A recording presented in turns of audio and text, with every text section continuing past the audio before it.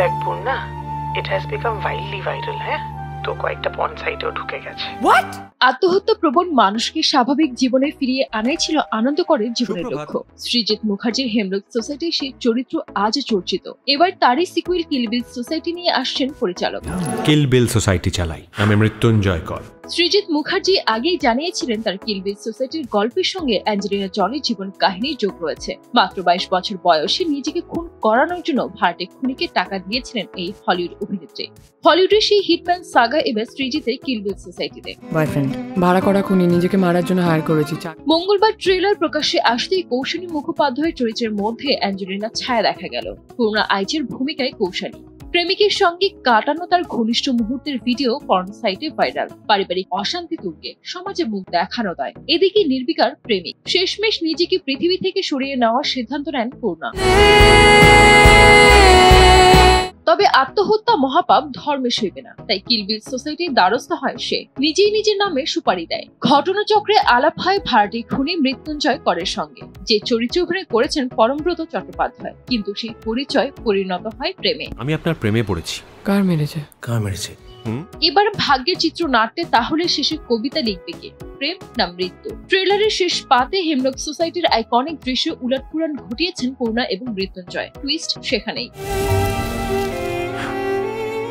Hemlock society 13 বছর বাদে কেমন আছেন আনন্দকর এবং তার আশেপাশের মানুষেরা, সেই গল্প নিয়েই সৃজিতের কিল বিল সোসাইটি আসছে। কাস্টিং এ নামজাদা তারকাদের ভিড় আর তাদের ফার্স্ট লুক আগে কৌতূহলে পারদ চড়িয়েছিল। এবার রোমাঞ্চকর ট্রেলার, অনুপম রায়ের গান আর রকরকের সংলাপ তার মাত্রা আরো বাড়িয়ে দিল বললেও অত্যুক্তি হয় না। I will give you the most watched reel of your life. সৃজিতের কিল বিল সোসাইটির জন্য লুক বদলে ফেলেছেন পরমব্রত। প্রস্থেটিকে বিশ্বাসী নন তিনি, তাই চরিত্রের প্রয়োজনে মাথা কামিয়ে আনন্দকরকে নতুন লুক দিয়েছেন অভিনেতা। তার চরিত্রেও রয়েছে এবার বিশেষ চমক। এই পৃথিবীটা কি সত্যি বেঁচে থাকার মতো জায়গা?